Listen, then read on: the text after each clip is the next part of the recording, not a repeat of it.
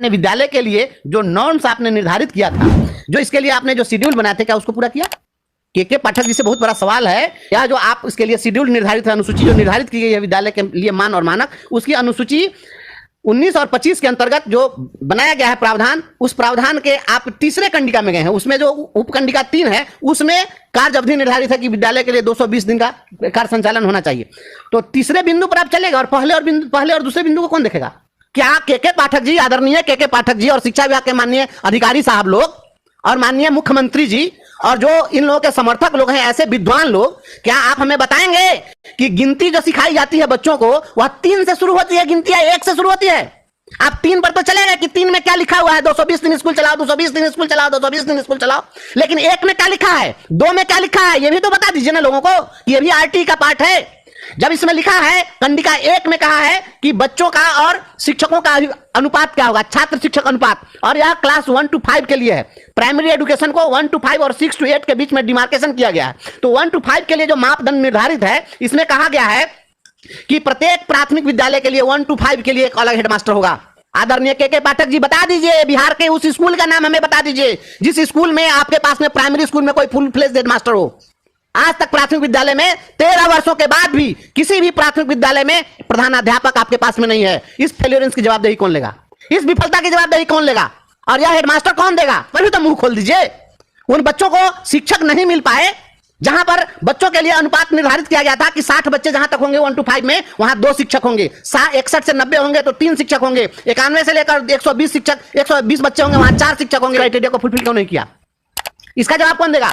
ये भी आरटी है, मैं ऐसे नहीं बोल रहा हूं, ये आरटी है, बड़ी आरटी आप लोग रट रहे हैं। तो आरटी हमने भी पढ़ा है।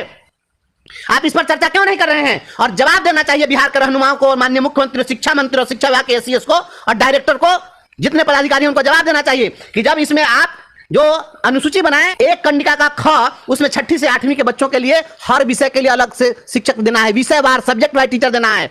बिहार का कोई, मैं चुनौती देता हूं आपके चैनल के माध्यम से, कोई एक विद्यालय पूरे बिहार में बता दीजिए। आप जिस दिन बता दीजिएगा ऐसा विद्यालय, उस दिन मैं रिजाइन कर दूंगा। आप हमें बता दीजिए उस विद्यालय का नाम जिसमें हर विषय के लिए अलग अलग शिक्षक हो। कोई ऐसा विद्यालय, मैंने सूचना के अधिकार में मांगा है, सूचना के अधिकार में हमने मांगा है बिहार सरकार से कि हमें उस विद्यालय का नाम बता दीजिए जिस विद्यालय में हर विषय का शिक्षक हो। जब हर विषय का शिक्षक ही नहीं है तो 220 दिन स्कूल चला लीजिए, 365 दिन स्कूल चला लीजिए, 3 साल में 365 का 366 दिन स्कूल चला लीजिए। क्या हो जाएगा इससे? जिस स्कूल में संस्कृत का टीचर नहीं है, संस्कृत कौन पढ़ाएगा उसके बच्चों को?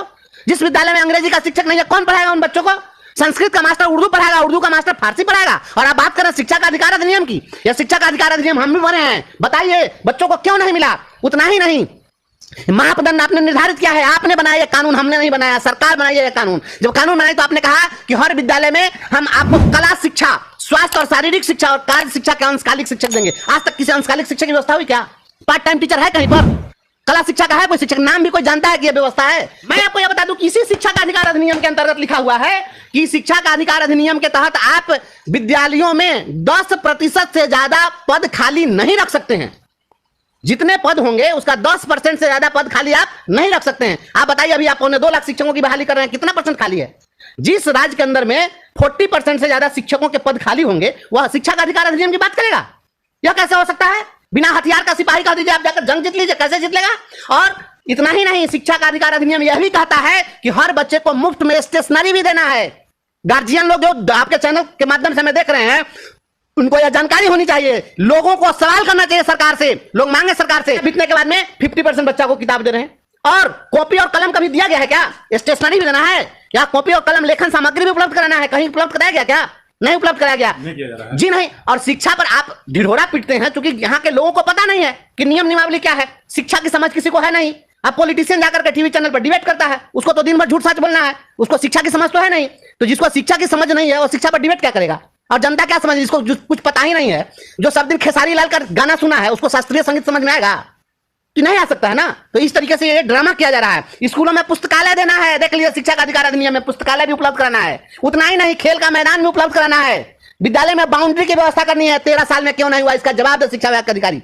220 दिन, अरे हम लोग का तो घर बना दे स्कूल में, रात दिन पढ़ाएंगे स्कूल में, क्या दिक्कत है? हम जो रहते हैं अलग किराए के मकान में रहते हैं, जहां भी रहते हैं शिक्षक दौड़ रहे भाग रहे हैं। आप स्कूलों के, आप वहां सरकमफेरेंस में आप वहां शिक्षकों के लिए आवासीय व्यवस्था कर दीजिए, शिक्षक वहीं रहेगा, 365 दिन अवेलेबल रहेगा। संडे के दिन भी, छुट्टी के दिन भी अगर किसी बच्चे को जरूरत होगी, चला जाएगा शिक्षक से पूछने के लिए। शिक्षक तो वह उदार व्यक्तित्व होता है कि अगर उसका बच्चा राह चलते हुए शिक्षक को अगर कोई बच्चा रोक करके कहे कि सर एक सवाल हमसे नहीं बना है, तो मैं समझता हूं शिक्षक को जितनी खुशी होगी उतनी खुशी आप नहीं महसूस कर सकते हैं। लेकिन कोई पूछने वाला हो तब तो, लेकिन कोई पूछने वाला नहीं है। तो अब शिक्षक दौड़ रहा है 200 किलोमीटर दूरी से स्कूल जाने के लिए, तड़प रहा है, भाग रहा है, दौड़ रहा है, क्योंकि उसका घर कहीं और है, ठिकाना कहीं और है, नौकरी कहीं और कर रहा है, ट्रांसफर की आपने व्यवस्था नहीं की है। और आप कह रहे हैं कि 220 दिन 240 दिन करते रहे, 220 दिन, जब 365 दिन में 253 दिन हम विद्यालय चला रहे हैं, तो फिर 220 दिन की बात क्या? आपका यह गर्मी की छुट्टी हो गई, आपका यह ठंडा की छुट्टी हो गई, कितने दिन की छुट्टी देते हैं भाई गर्मी में और शीतलहर में? अगर 353 दिन 253 दिन हम विद्यालय चला रहे हैं तो बहुत छुट्टी देते होंगे, तो आप 10 दिन ठंडा में देते होंगे। हमको नहीं लगता 10 दिन भी बंद होता है विद्यालय। और बंद अगर करते भी हैं आप, तो हम तो नहीं कहते कि आप बंद कर दीजिए, आप बंद करते हैं, शिक्षक तो जाते हैं विद्यालय में। तो शीतलहरी में आप 10 दिन भी अगर बंद कर दीजिएगा, 10 दिन और इधर उधर चीजों में आप बंद कर दीजिएगा, इलेक्शन सिलेक्शन में जो भी आप कर दीजिए, फिर भी आपके पास कितना दिन बचता है? 53 में से 20 दिन और घटा दीजिए, तब भी तो 233 दिन चलाना है। 220 दिन हम हर परिस्थिति में शिक्षा के अधिकार अधिनियम के तहत जो निर्धारित कार्य दिवस है उससे अधिक दिन विद्यालय चला रहे हैं। और यह केवल लोगों को बताया जा रहा है कि पढ़ाई नहीं होती है। आप समाज में शिक्षकों को खलनायक साबित करके, शिक्षकों को जलील करके, और आप चाहते हैं कि हम एजुकेशन ले लें, या पॉसिबल नहीं है। आप डंडे के बल पर आप मजदूरी करवा सकते हैं, ईंट ढुलवा ले सकते हैं, मिट्टी ढुलवा ले सकते हैं, पढ़ाई का काम नहीं हो सकता।